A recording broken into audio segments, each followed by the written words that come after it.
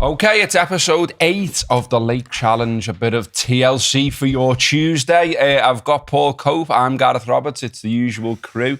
And we're going to start with a quick appeal, just that you continue to follow us, share us, like us and review us.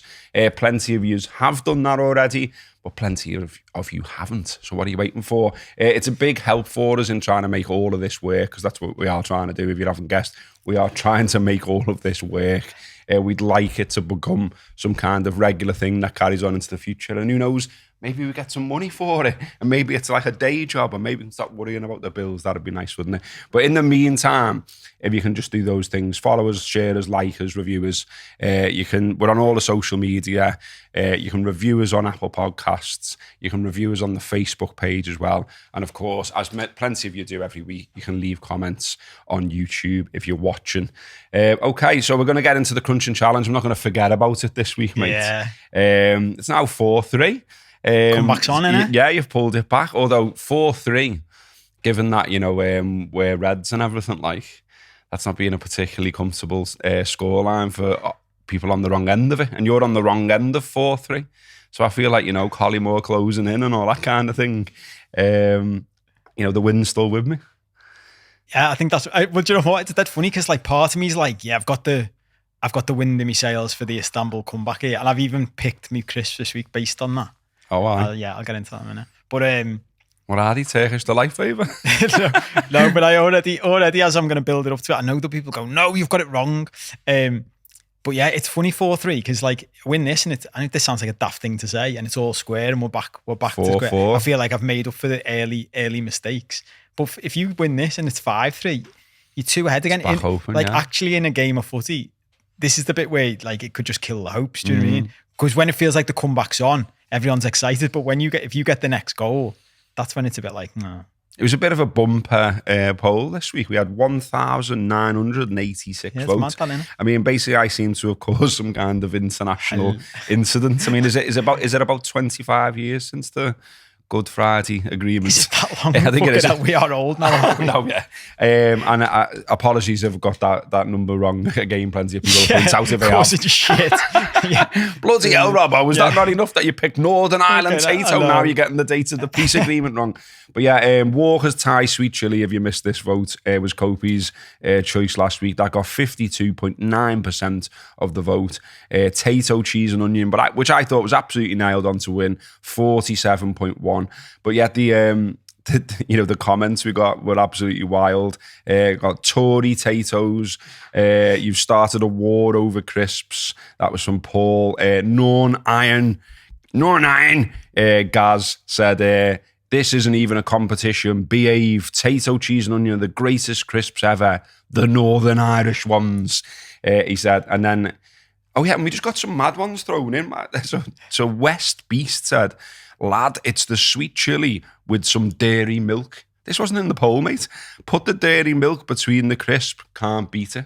I mean, that's wild, isn't it? That's a wild shout. We've had loads of wild food shouts, so we're going to come on to that. John O'Sullivan said free Stato Tayto are better. So this, in case you haven't worked out, there's a Northern Ireland version and there's a Southern Ireland version of Tayto, which I didn't know. But this is funny because immediately after the show last week when we stopped recording, remember I said to you, someone sent us a tweet and there was 2 packets. This is like 2 weeks before. 2 packets of Tayto side by side in different colour bags.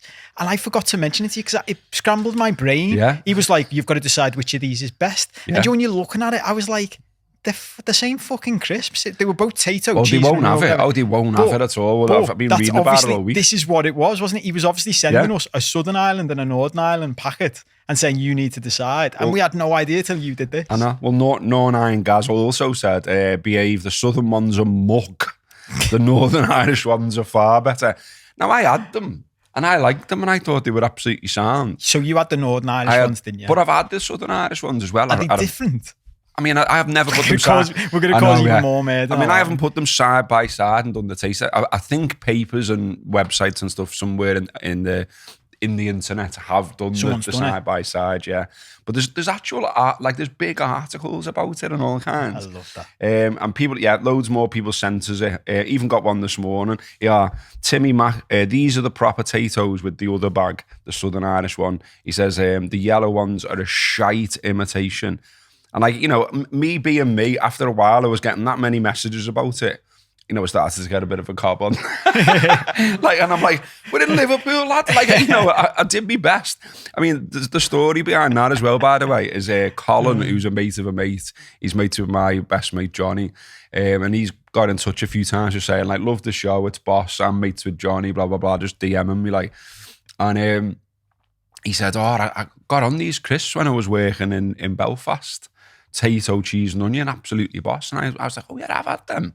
And I said, and I was thinking if I can get hold of a bag, they'll defo win. And he went, I'll bring you a bag back. So I had to, I didn't know Colin properly other than Johnny going, he's a sound lad, and him saying, I'm mates with Johnny type of thing. And it was all like, I'll meet you tonight and I'll be in a red cougar. It was that clandestine, and it was like, like a drug deal. Yeah. Some busies turn up and like, what are you doing, lads? Yeah, put the Northern Irish Tayto into my rucksack, had a little look round and got off to Iceland. But yeah, it goes on and on. I said, they taste good to me, mate, to one lad, and he went, they may do, but Taytos, the real Taytos are superior. It's a hill we're all prepared to die on, to be honest. I love that line. I am prepared to die on this hill, yeah. And Stuart Davis said as well, Jesus, Robbo, you're going into an Irish cultural rabbit hole. I've known brothers having fist fights over Tayto and King's crisps. Good luck, pal. I mean, as you saw as well, mate, I tried my best. I tried all my tactics as usual as well. I tweeted Mr. Tayto. There's two of them. There's a Northern Irish. There's a Northern Ireland Mr. Tayto, who's like the mascot. He didn't want to get involved. I tried Jim McDonald off Corrie. I tried Kenneth Branagh, Colin Murray, and Nadine Coyle. None of them. None of them got behind. No, absolute shit houses. So, yeah, big thanks to Colin Grogan anyway. We tried our best, mate. It's a travesty. Well, obviously, I mean, you knew, because I didn't see all of it unfold, but as soon as I saw a bit of it, I think you messaged us about it. Honestly, I was laughing so much because I was like, after doing that to try and get the Irish vote, to have walked into this. I know. Who knew? Well, should we do this week's? Put it at this end of the show. Come on, then. Do you want me to go first, or are you going to go first this week? Do you want me to go first? Yeah, go on. Right. I've got to build up to mine. I need to explain my selection because I'm taking a chance. I'm taking a chance this week. I thought by going these like that, you might go them as well. Well, I'm worried you're going to pick something that I was going to pick this week that I'm saving for next week. So anyway, I'm straight in. I am going wheat crunchies, crispy bacon wheat crunchies. Yeah. I had a bit of a dilemma, so I bought the multi-pack. And by the way, shrinkflation. Oh, did you see someone message us about them? A few people did. I wish I had the message. They took them out the pack. I think there's 9. Yeah, 9 crisps in there. That's absolutely it's tiny. It's not even a bag of crisps anymore, is it? But yeah, wheat crunchies, crispy bacon, flavour wheaty tubes with a serious crunch. Just emphasising the crunch because it is the crunching challenge. Yeah. But yeah, I also like the spicy tomato ones. Oh. But I thought, as many people like them. So I'm not trying to blag it. I like these as well. They're great. What have you gone for? So it's funny actually, because you've picked a couple that have won that would have been on my list at some point, and wheat crunchies are on my list and I just haven't selected them yet. So here's my build up, right? Here we go. What I was thinking is, I need it's Istanbul, isn't it? So I need the equaliser needs to represent Xabi Alonso at least in some form. And I was thinking, what does Basque crisps? No, well listen, that's what I'm going to have people doing. This doesn't represent Xabi Alonso. It's not a Basque crisp, blah, blah. But what I was thinking is, well, what does Xabi represent? And to me, Xabi Alonso is liked by everybody. Do you mean is there anybody who doesn't like Xabi Alonso? But he's a nice fella. Rafa Benitez. Rafa Benitez thinks he's a cunt. But there's more to it than that, because I think I've always said this for years. I'd always hate it if I got described as a nice guy. Do you know what I mean? I just think nice is a bit of a, they're nice. Do you know what I mean? It's not all nearly as bad as, he's harmless. Yeah, harmless, yeah. That's an absolute insult. The other end of the spectrum for me is interesting. When someone goes, he's interesting. You're like, you mean he's a bit of a knob? Yeah. So I was thinking, right, And it was mad because this actually, when we talk about you had Noodle Doodle came to you in your sleep, and I was taking the piss saying like Paul McCartney gets fucking yesterday. This crisp selection came to me in my sleep. Oh, It yeah. was like, so this is what the universe is giving me and you now. And I think we should probably say I'd rather have a best-selling song, to be honest, lads. But, Yeah. Or a successful podcast. Yeah. So this thing, and I thought, so one something appeals to everyone, but it's got a bit of like charisma to it. There's something special about it. So so I'm appealing to two things here: the Xabi Alonso factor, but also this is a pure nostalgic thing. Because when this came to me, I was like, "What a selection this is!" I'd forgotten all about them. Right, I had to look them up to see if they still did them.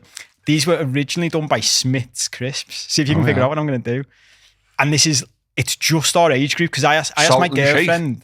Salt and shake. Is that what it is? So Walker's... No way. Are they still going? I didn't know. Do you still get the packet? The blue packet? Is that in it? So Walker's bought out Smith's, and it even says on the front, which Walker's obviously know what they're doing, originally Smith's, because it was a pure original thing. And do you remember these from when we were kids? Yeah. And it goes back to what we were saying about how things were better and they were more simple. Yes, there's the blue packet. The little blue packets of salt. And I used to, honestly, as a kid, I'd be so happy to pour the salt into my own crisps. It's like a little, it felt good, didn't it? Like you were part of the process or something. So when I found out, that came to me in a dream. And when I woke up the next day, I got on the internet. I was like, you can still buy them. Where did you get them from? You tell them in Tesco's. Yeah. So is that like a multi-pack then? A multi-pack. So I'm going to get the kids onto them. Oh, you got two? There's two blue packets of salt. Is that like when you get a double yolk? Yeah, that's what I'm thinking. Because that's the first one I've opened. I didn't want to open them in front of the kids because they'd be like, I want one.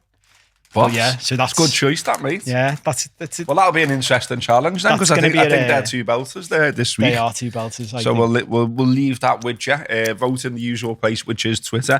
Someone messaged me on it, so I've been putting the vote on Instagram as a story with a link to Twitter, so that because people don't see every post you do and all that kind of thing. And someone messaged on Instagram saying, "Oh, I can't be arsed with Twitter. Can't you make the vote on here as well?" I was like, it's too much admin now. Fucking hell. Counting up the votes on, counting up the votes on the two different social media platforms. Oh, no.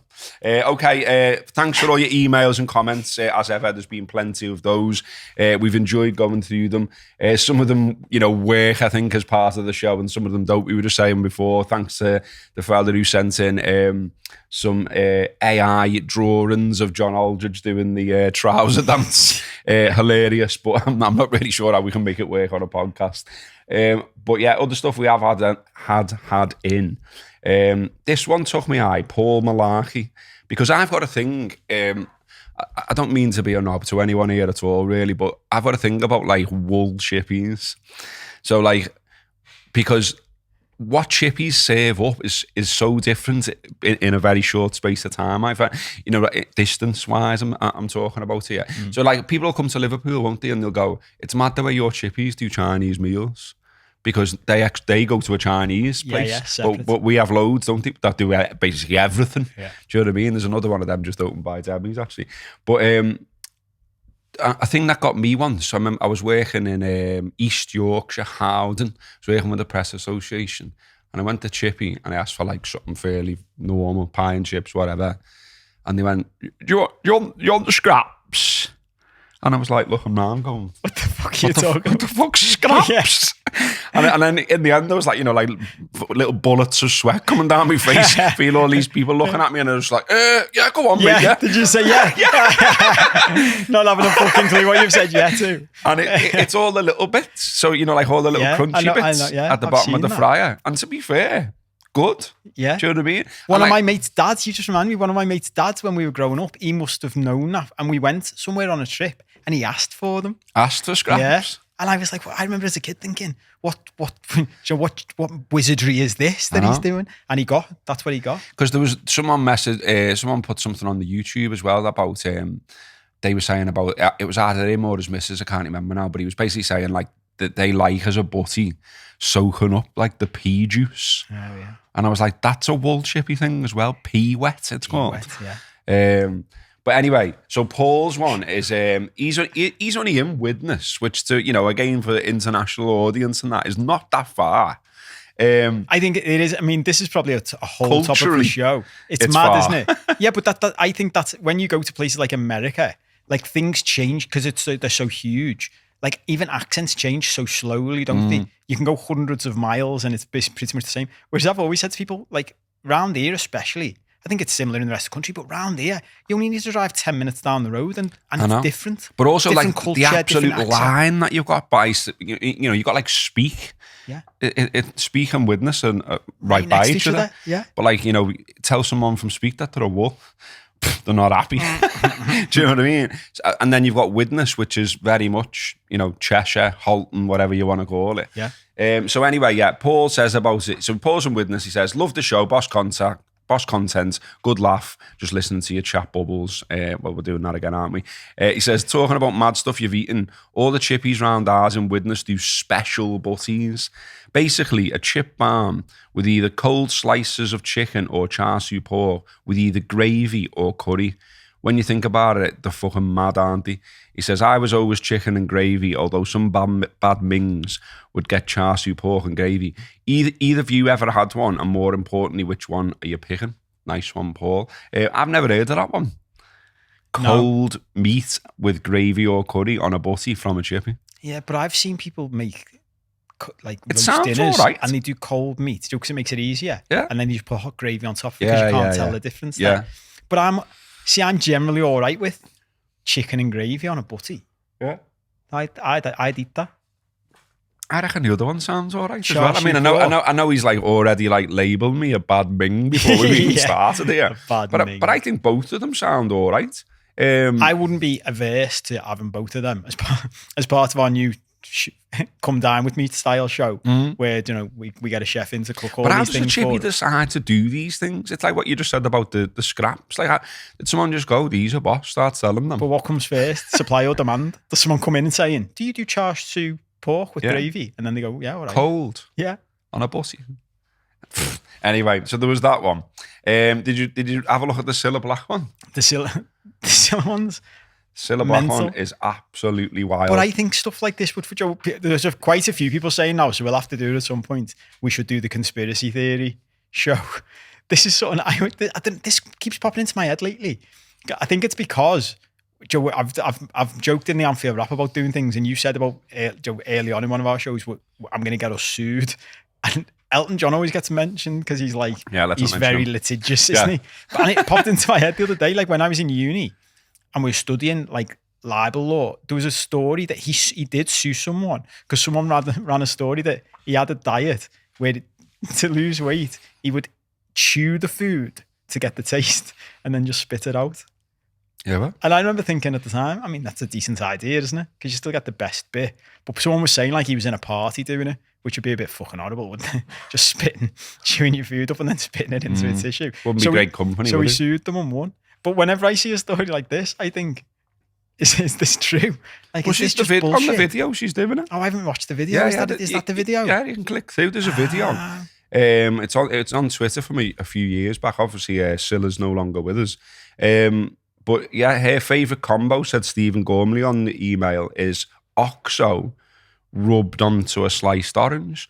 So, you know, she on the video, she like cuts the orange in half, gets the OXO, rubs it all over it so it's brown and goes, looks good, doesn't it? And you're like, no. And then she gets stuck in.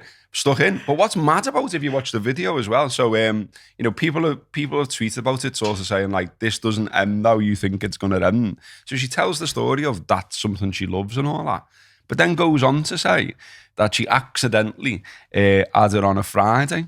And obviously, like, if you're big into certain religions, you're not meant to have meat on a Friday. So she went to the confession box and said, I've watched there this. she is with it, look. That looks absolutely minging, doesn't it? And she's just there going, oh yeah, it looks great, and all that kind of stuff. But then it goes on to say how she went to the confession box to say, like, sorry, Father, forgive me, Father, for I have sinned. I had an OXO on a Friday. Yeah. and that's a meet the rivers of so sauce.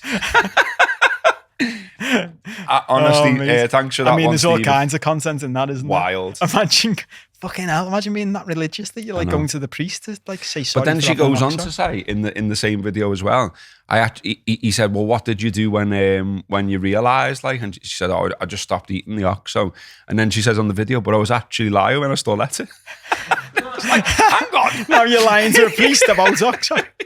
You're just making this worse. Yeah, this is getting ahead of itself. We had another Oxo-related contact as well. Bevis Friend 2010. Okay. That was on Twitter. He said, I often use Oxo cubes instead of salt to make bland stuff richer. And he says, chicken Oxo on mash with cheese is a winner. Chicken Oxo on mash with cheese. So just I think that'd be all right. I think that could work. I think like things in mash can work. But that's just there was a thing bit like just putting chicken gravy on mash, though, innit? Because by the time you mix it in, won't it go gravy? Well, you might not want to go liquidy. You might not want to go the gravy. Yeah, are they just going crunchy? And you're just giving it some flavour. Yeah, we may need more information on that. Could be another one that we could do. We could taste test. Would there be a bit of crunch? Yeah, I think we should. We also got this one. A friend of ours, Dave Kirk. I made him put this one in. It's brilliant, isn't it? Yeah. So this is from his Mrs. Nancy, who says, when I met him indoors, the cosmopolitan Dave Kirk, who you know and love, I rang him one Sunday morning and asked him what he was having for brekkie. The answer, a big tin of mince beef from Marksy's on a bed of crinkle-cut chips at 7 a.m. on a Sunday. To be fair, we got engaged a few weeks later, but that's a seriously bachelor brekkie. That's impressive, that, isn't it? It's impressive, and I love two things about it, right? One, when I first read it, I read it that he was having it on top of crinkle-cut crisps. And I was like, that's even madder. And then I read it again. It's chips. Oh, chips. Yeah, I read it as crisps as well, you know. Yeah. So he's had it on chips. But then the other bit I love about 7 a.m? Yeah. Well, it's on a Sunday. But I love the way he specifically got Marksy's. Yeah. That's a very like posh guy. I'm treating myself.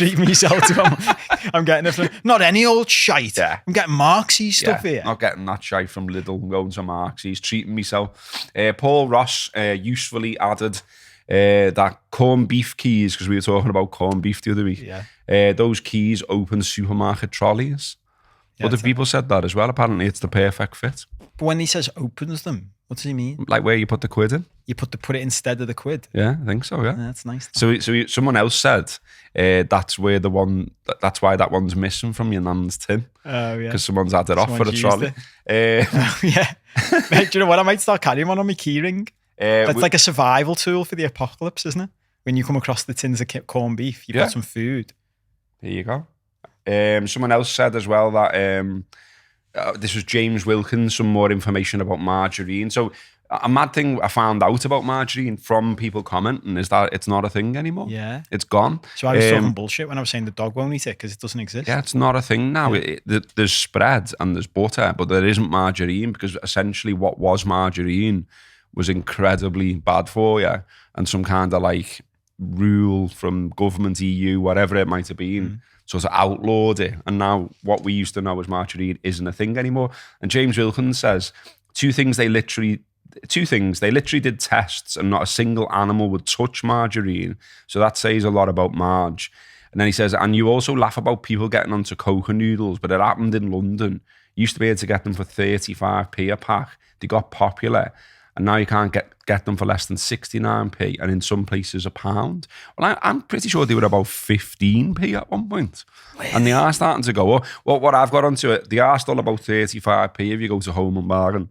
But if you go to like a corner shop, some of them are bumping them up more towards the quid. Like, don't you ever think about this? I remember my mum saying to me once, or my mum or my sister saying to me about, they'd got a bag of like 30 sausages from Iceland for £1 or something, and they were saying it like, it's good, that, isn't it? And my first thought is, what the fuck is in them? Yeah, what is it? Because I always think about, and this is my like business and lawyer brain, like I always think about the supply chain. Yeah. Like, think about how far they have to go down the supply chain, and everyone has to make money along the way. So think about how much they cost to make. So if something costs 15p for you to buy in the shop, that's cost someone like 3p to make by the time they've shipped it. And then I'm like, So what the fuck is it that they can put in it? One of my mates used to call sausages lucky bags for that very reason. Because you have no idea what you're getting in them. Graham Faulkner, he also says, regarding toast on toast, which got a shout out, I think, messing last week. He said, a lad I work with once went home to his bird having cooked him potato 4 ways. So it was chips, mash, waffles and wedges all on one plate. He says, they are still together. Yeah. I like it. I wonder if that was the main thing that kept them together. What would you be all right with that coming into that tea? No, that's too much, isn't it? Chips, I waffles remember and getting wedges. ripped once on an Anfield Rap show because I said on a roast, we were talking about having a roast or whatever, and I said I like to have mash and roasties as part of the setup. Oh yeah. And like I was getting proper what, you're having potato twice? And I was like, but it's different, isn't it? Yeah. One's like crispy and one's you have different types of meat. Yeah, it's all right, isn't it? I mean, four that's too much. Going over the top. Yeah, that is too much. Amanda has been on as well, and she says she's offered up cheddar cheese on toast, topped with marmalade. Nah, I don't like marmalade anyway. But even if I did, that's like cheddar. My equivalent to that would be cheddar cheese on toast with jam. That's fucking weird, isn't it? Yeah, we're not having that. But then one of our mates didn't he throw in cheese with Marmite? Yeah, that was in there, wasn't it? Yeah. What's coming out from all of this? How fucking weird we all are. Yeah, exactly. We are a weird fucking species, That's why this is worked, isn't it? That, everyone's got little mad things that they've tried somewhere along the way and gone, it's all right. Yeah, and everyone thinks their thing is sound, isn't it? I always think this about humans. Me and Jake were having a deep chat before we started today. Like, this is the mad thing about humans. We all think that our weird shit is dead normal. It's okay. It's anyone outside of our shit we don't like, isn't it? That's weird. That's weird. That's not weird what I do. Yeah. Fiona Bunton, food on toast as well. She says, hi, Paul and Robbo. Love the show. 2 lads talking, as you both say, about everything and anything. My favourite food on toast is coleslaw. Coleslaw on toast. I've got to say, I reckon that'd be all right. Like, this is another thing. I'm not a coleslaw fan anyway. I am. This is another thing where, like the salad cream, where I absolutely love it and seemingly well more than most people. So, like, I'll get a tub of it and, like, have it with, like, pizzas and things like that. And, like, the kids will be looking at me going, nah. No, I love it. I always have done. I think it goes back to that. It was, me nana always gave me it on, like, salads and stuff where it sort of belongs. But I liked it from a young age. And I think it's probably associated to that if we're doing deep, meaningful stuff. Yeah. So yeah, Fiona, I'd have a go with that, She says we could do a whole food show just with you with the toast stuff, couldn't we? She also obviously heard us. It was that weekend after I had a cold. You'd done the frog thing. I like that she's thrown in as a way of fixing me cold, get a curry into you. Yeah. Like we could do another show about, just mad things that people think fix things. Old remedies. Or like if your hair's wet, you're going to get a cold. Yeah. Why? There's no germ in it. What about the thing? Is that a thing? What was the one where we were kids, like if the wind changes, your face will stick like that? Bollocks. Did you used to have that? Yeah. The shit. I pulled faces all the time. It's not stuck. Yeah, that's what you think. But what's mad, as you start getting older and you start finding these things come out your mouth. Have you done that with your kids? Where you'll just say something and you're like, yeah, you're saying where the fuck does that come from? Money doesn't grow on trees, lad. Didn't think it did. Yeah. It's fucking wild. Comes out the cash machine, you said. Okay, that's the correspondence then. Fact of the week, baby. Okay, fact of the week. I'm going to give you this. The Anglican Cathedral has got. I'm going to give you some facts about the Anglican Cathedral's bells.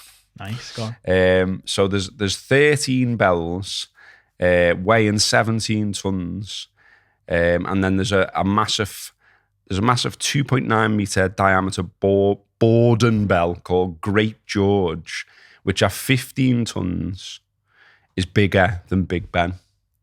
So it's another one where we've had Big Ben off again, which I liked. That's mad. Yeah, isn't it? But it's second only to Great Paul, which is St. Paul's Cathedral in London. Great George cannot be swung, so hangs in one position and is struck with a hammer. There's also a world record based at the cathedral, which is the heaviest 8-bell peal. Over 5,000 changes without stopping, achieved by Liverpool ringers in November 2008 as part of European Capital Culture. It took nearly 5 hours of continuous ringing on a Saturday to break the record. So that was another one. So yeah, you got this huge bell. They broke a world record, and the cathedral's grand organ is made up of 10,267 pipes, making it the biggest in the United Kingdom and one of the largest in the world. So it's got a huge bell and a massive organ. That's the only reason I did the fact. I could tell. As you come to the punchline then, I was like, I could tell that's why you come up with this. Sorry, that's brilliant. I am still, 12 years old inside. Do you know what does my head in about this though? We should be fucking banging on about this stuff, shouldn't we? I know. How have I never heard that before? We need to get on to the mayor or the council or whoever should be banging on about this. We should have signs up, billboards as you come in. Well, on positivity about the local area, media challenge. What have we got left? Yeah, we're all right. Media challenge, the Times, which is, known for being a bit they do this thing about best places to live in the country. And it's like, I bought it on Sunday because I was just having a look through for stuff to talk about, and there's a full separate magazine about this. And anyway, they decided that in the Northwest, Waterloo and Toxteth are the best places to live in 2023. Now, this has caused, as you would imagine, some reaction.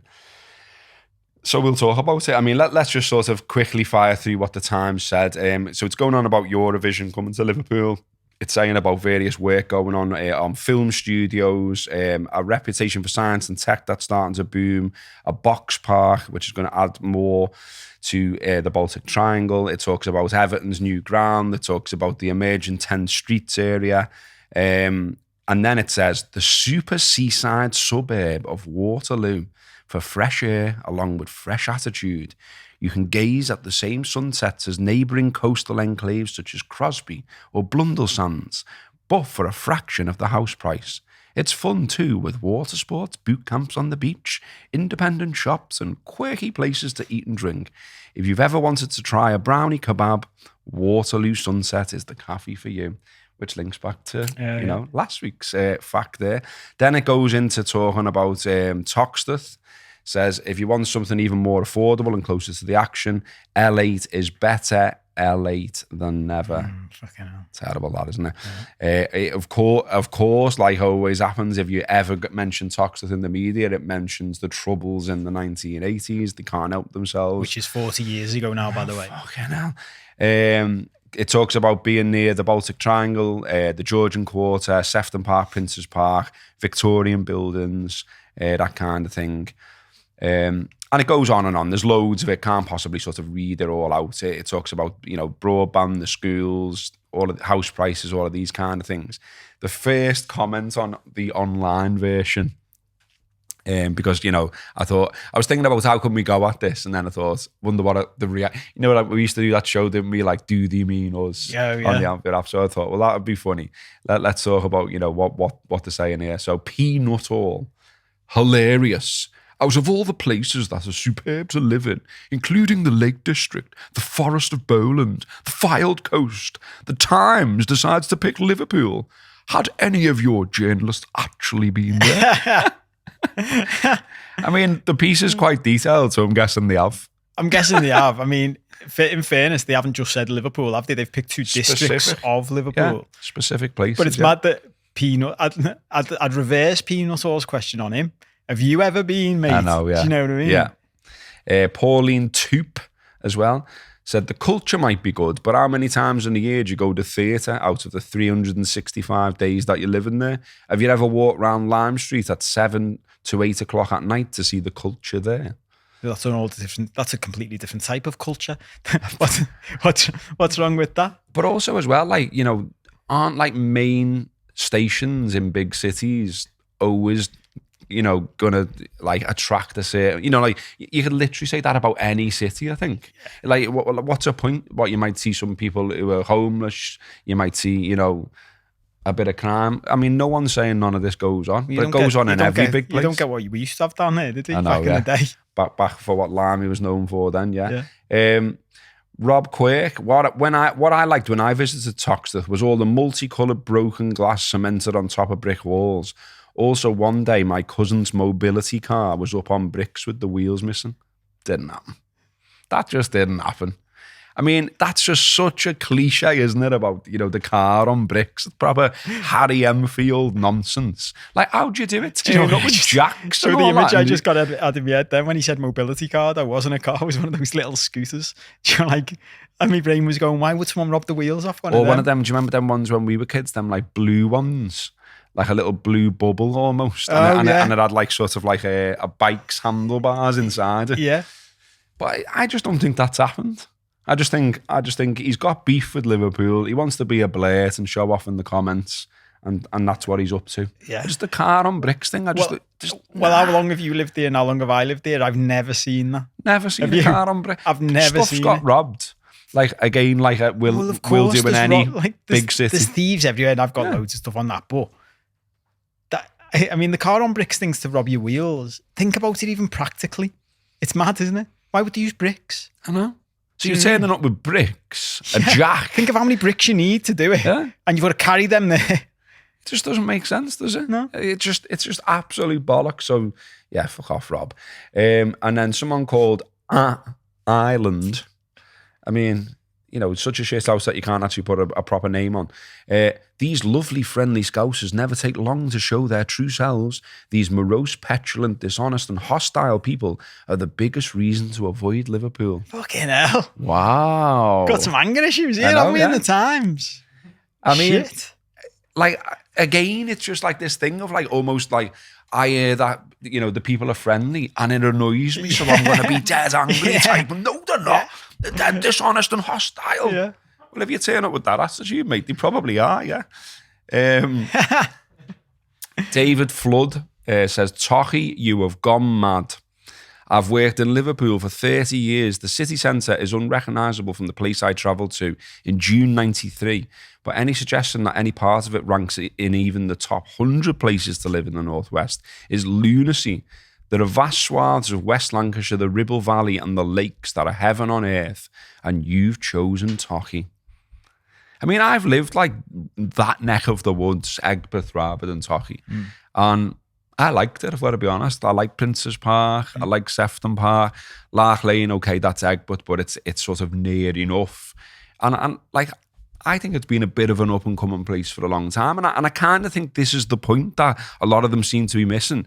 The reason they've picked... Because I think on the surface, even for someone who's from here, you would say, well, why have you picked those two places? Yeah. But I think it's saying, if you want to go and live in Liverpool, there are two places you can live where you're sort of getting bang for your buck. Because, it's easy to say, well, why haven't they said, like, West Kirby? Yeah. Well, because the prices are through the roof there. Yeah.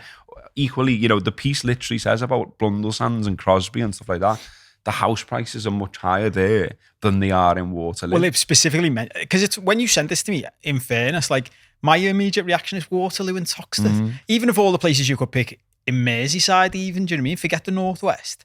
Like, I wouldn't pick... If you said to me, pick my two favourite places in Liverpool, I wouldn't pick Waterloo and Toxteth. No. But you're right, that like it specifically references that, doesn't it, for Waterloo? It's like...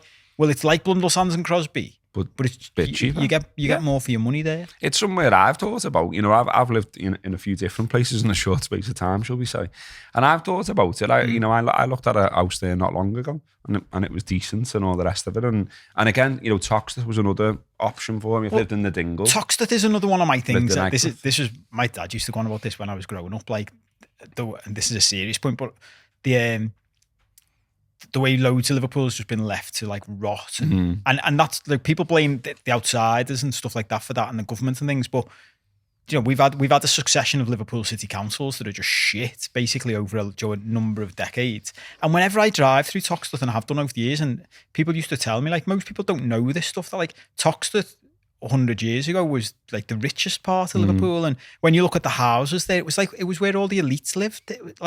They had all quarters for their servants and all that, and it was because of the docks and the slavery. Well, I mean, that's the downside of it all. Yeah. But when you look at the houses are unbelievable, aren't they? They're gorgeous, and there's tree-lined streets and all of that. And it has been one of those things that I've thought, well, if you had good, like, good people running the city over a number of years. Places like that should be regenerated, and they would be unbelievable, even better than they are now. And there's boss little things that have happened around there as well. You know, like, so, you know, I've been to like the Granby Street market at the old, and you know, it's good and it's nice, and it's like the community coming together. There's a road around that neck of the woods where essentially the residents come together and sort of like save the houses, and they've done them up, and they put loads of flowers along the way and all that, and it looks fantastic. Great, and I've seen some stuff like that in other parts of North Liverpool as well, where, you know, obviously a lot of the Victorian houses, it's like back-to-back terraces with you know,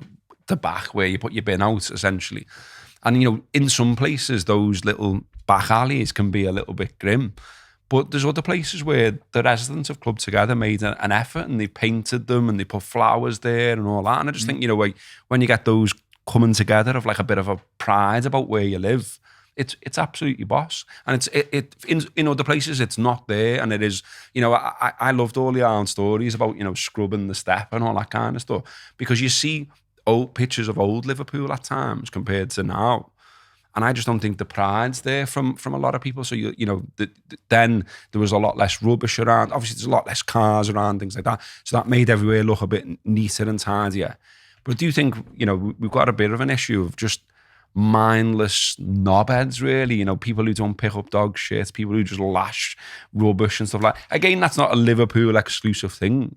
It's just like, I don't know, like a knobhead section of society. Yeah, that but seems to be. It's also not a Liverpool wide thing. Like, me and my girlfriend were talking about this at the weekend, because I'm over on the Riddle now.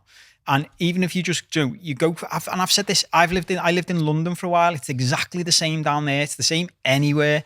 You can go from one area to the next, and it's completely different. And you're within the same boundaries, the same city boundaries. Well, it's quite mad in London for that, isn't it? You can go from like unbelievably rich places. It's great. Well, to even like I lived in Wimbledon when I lived there the first time, and if you literally went one more stop on the tube, instead of getting off at Wimbledon, you got off at South Wimbledon. Like, even when you went to people that live in Wimbledon, they'd go Wimbledon or South Wimbledon. And Wimbledon was lovely. Like, you know, I lived right by where the tennis was.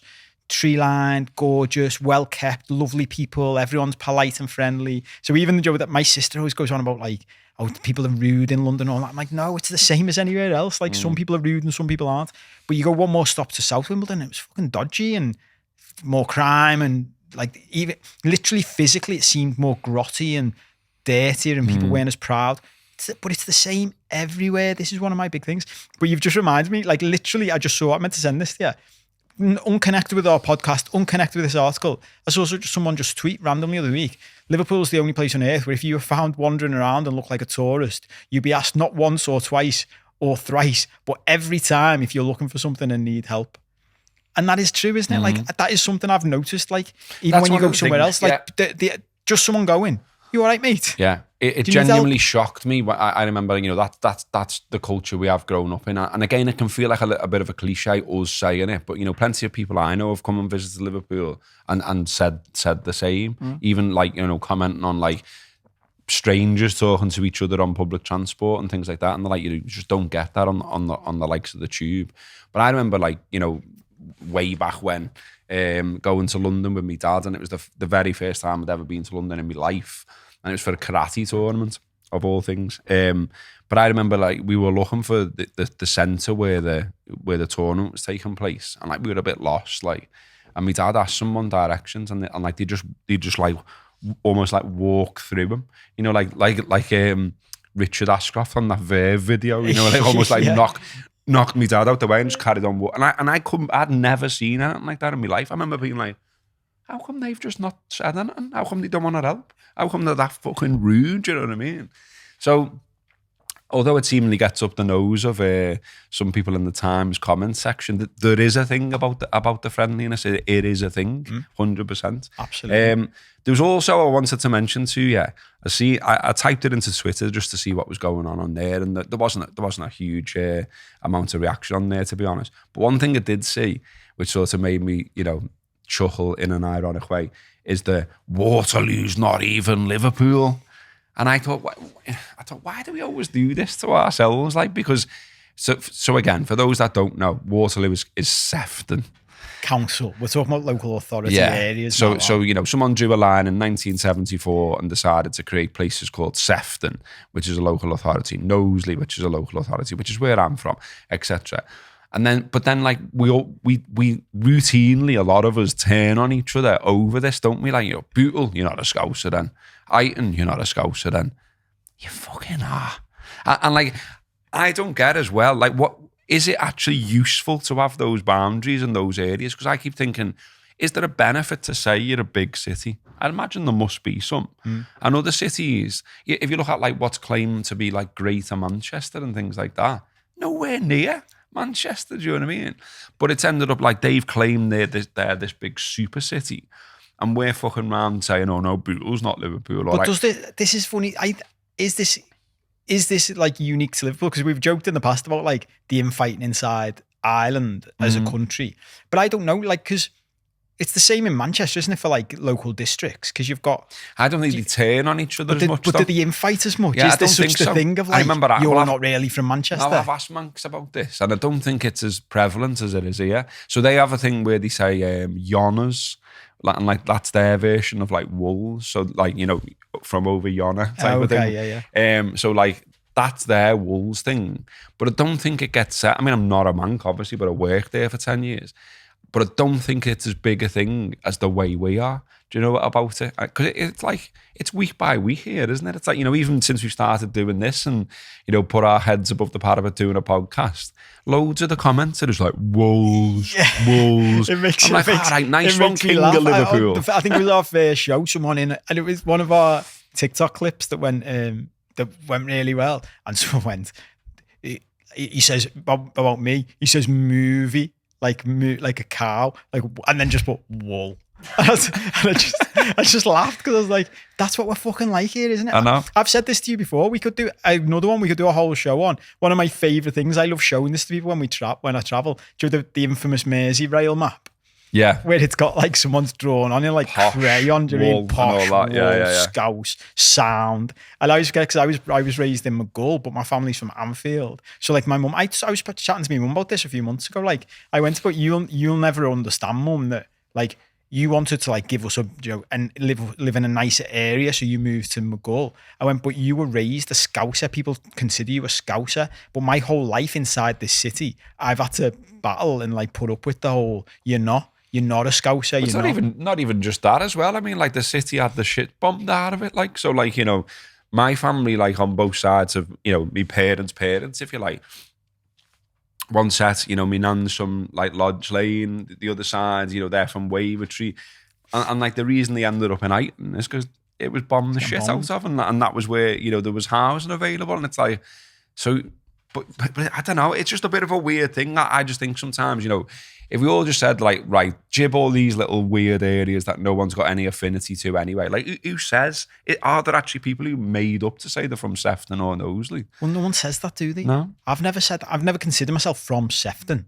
That's just a local authority area that deals with the bins, isn't it? Yeah. But from people again from outside the city, there's a bin thing, isn't it? Because the different authorities have different colour bins, which I don't even get that. Like now I'm on the wheel, I'm like, why didn't they all just pick the same fucking colour bins? It would make it easier for everyone. But it would literally be like people going, what colour's your wheelie bin? Oh yeah, and if you 100%. didn't have a purple wheelie bin, you're not a Scouser. I love the assumptions as well. Like in the comments stuff I've seen where it's like sort of like, why don't you go and support your local footy team, mate? And I'm like, well, I'll walk to Anfield, like, so that is my local footy team. Did I ever tell you about someone? I remember thinking this, like some things that are sang at like a mass level.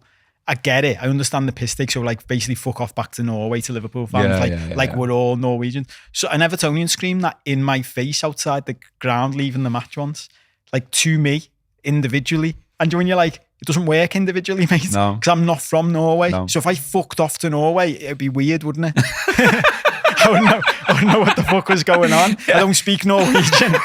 I haven't got any money. I just turn up there and someone go, what happened? Right, a blue nose. Yeah. Told me to fuck off back here, so I just did. Fucking weirdo. But boss. All right. Well, let's move on to the sporting challenge this week. And I thought we'd do something a little bit different as I'm a big advocate of non-league footy, and it was a non-league day on Saturday. So some of my friends, my mate's dad, we all went to Prescott Cables. They played Kids Grove Athletic, and it was 0-0, but it was a good game. There was plenty of sort of excitement in it. And we had a good day. It was just nice to catch up, nice to have a bevy. There was a good atmosphere in the ground. There was little controversial moments.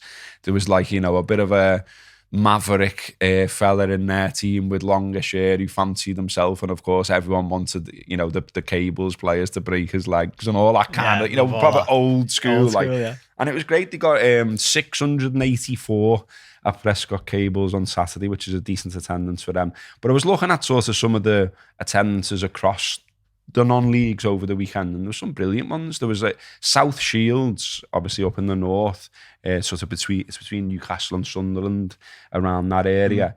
They got 3,243, which is amazing. And when you think that's essentially like Division 7 of football in this country.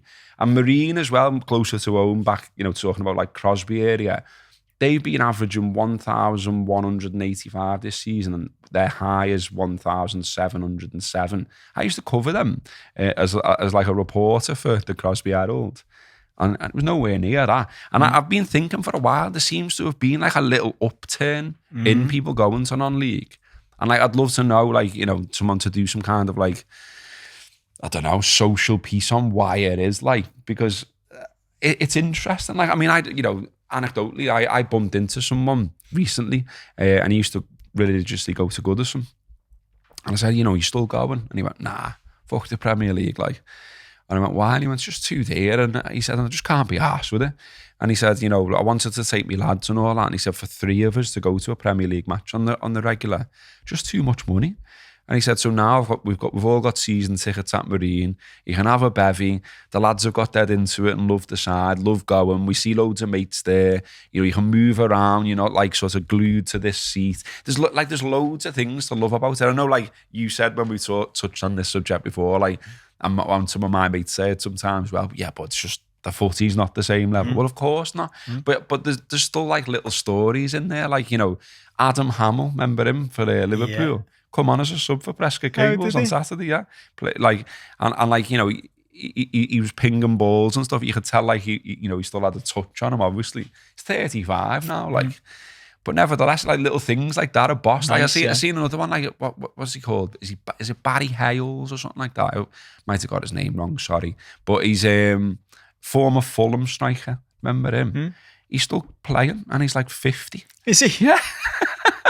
He's playing non-league. I don't know if he's made an appearance this season. He's like player coach. But again, I just thought, well, that's brilliant. Yeah, I love that. For him. Yeah. And like Peter Taylor, remember, obviously like once upon a time, England set up and all that kind of stuff. He's a manager in non-league and stuff like that. Yeah. And I love it, me. I love the... Well, it's funny you should say about, because I was going to raise that myself, because Joe, there will be people who say, well, you said a few weeks ago. But my thing about any form of entertainment or sport is like, what are you in it for? Like, decide what you're in it for. Do you know what I mean? And the reality is, so the way I watch football has changed now. So I don't like going to the game, partly for the reasons your mate has said, but I still like watching top level footy for the sporting entertainment.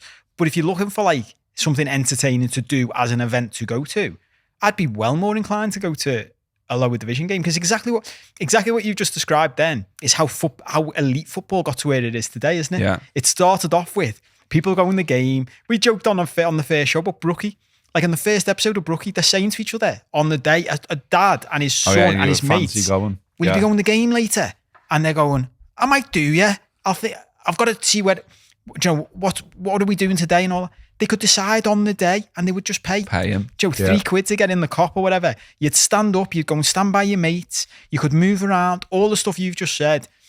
That's how it got to where it is today. And then it's completely lost sight of that and become a completely different thing, which it doesn't surprise me at all. There's that shift the other way now too. And I said that, I think it was on the first show as well. If women's footy get this right and have the right people running it, they'll be huge within a few years, because they should be tapping in to all of this. Yeah. That like, you can't do all this stuff. I did see someone saying a few months ago, the kids are getting really into women's footy because they've got access to the footballers that they just haven't got at the elite men's side. Prescott, and other clubs have used the phrase as well. I'm not sure who first come up with it, but they did a little campaign like sort of around Prescott and online and stuff. This is going back a couple of years, but it was don't let your kid grow up thinking football's a TV programme.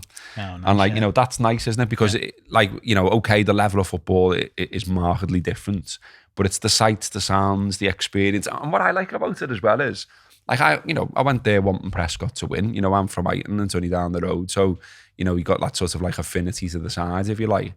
But equally though, it's not the same as our support Liverpool, nothing like. So I go and sort of watch it without that pressure, if you like. Do you know what I mean? I'm just watching it for what it is. And I'm sat in my seat having a pint. I haven't got busies and stewards and stuff eyeing me as though I'm some kind of problem. Even the away supporters that turn up for these games, you'll sometimes have a bit of banter and there'll be little arguments here and there. But by and large, there's no moodiness, do you know what I mean? And you swap ends and all that kind of stuff, which is proper old school. Well, I was thinking about this. I was just thinking about this yesterday when you put this on the agenda. You said you were going to talk about it. I was wondering, I wonder if there's less trouble, crowd trouble at lower division stuff like this, because it's real. And I was thinking about how Premier League football in huge stadiums and online is very much like social media, isn't it? You're if you're in a crowd and you're screaming at someone in the away end who's 1,000 meters away from you, you're separated by thousands of people and police and stewards, you're screaming racist or just abusive shit at them. It's like social media. There are no consequences to your actions, pretty much. All right, in the worst case scenario, you might get banned from the ground, whatever. Same with the players. You can scream what you want to Jordan Henderson and nothing's going to happen to you. But if you're one of 1,000 people watching Margarine and you scream something at the centre forward, he can turn around and go to you, who the fuck are you talking to? And that happens. And he might knock you out. It happens as well. I've seen it. And I've sort of been on the end of it a couple of times. Not being knocked out, but there's been someone I've given a bit of stick to. And then you've seen them in the bar and you're like, shit, he's massive. He's real, yeah. I remember we went a few of us went to Bournemouth away, going back a few years, obviously to watch the Reds. But the fixture got switched to a Sunday or something like that, I think it was. And so we were left with this Saturday with nothing to do. And we were like, well, let's just go down anyway. Do you know what I mean? We'll make a weekend of it. And I said that on the Saturday, well, let's just find a game, whatever the nearest game is, any game, let's just go to that, And we went to Dorchester Town, it was. And we had a boss laugh. Obviously, we'd never been there before. Hold on. I'll quickly finish this story. So we went there, never been there before, decided to obviously sort of back the home side and all this kind of stuff. Ended up speaking to loads of the people at the club and all kind, because they heard our accents and were like, why are you here? Do you know what I mean? Type of thing. But what was funny was I went, come on, let's go behind the goal and all that. Anyway, the game was unfolding, and people, a classic thing to do at non-league games is give the keeper a bit of stick, because obviously you're quite close to him. And so everyone was saying little things to him, we'd had a pint and blah, blah, blah. And I don't know where it come from. Bit of a Blair thing to say, really. But I just went hey, keeper, I was out with your ma last night. What an opening laugh. And he just turned round straight off the cuff like that and went, oh yeah, she was back by 9. And he completely had me off. And I was first fucking play, lad. That's brilliant, it was brilliant, isn't it? That's brilliant. And so in the bar afterwards, we're having a pint and I spotted them. So I thought, I'm going to go over, and again, he was a big lad, but I thought, fuck it. I went over and I went, mate, that was me who shouted that before. I said, what a killer line. That was absolutely brilliant, mate. And he shook my hand and all that. And he went, mate, I'm used to it. And he said, and you know what? He said, I love it. And he said, that's why I've got all that in he's my got locker. his comebacks, you know what I mean? It's a bit like the Jimmy Carr thing you were saying, He's got it. He's going to have heckles. Loved it. Absolutely loved it. Anyway, okay, that is this week's show, done and dusted. Do, as I say, follow, share, peace and love, all of those kind of things. Keep your comments coming in. Keep your emails coming in. We are on all the socials, as I said earlier. And yeah, see you next week.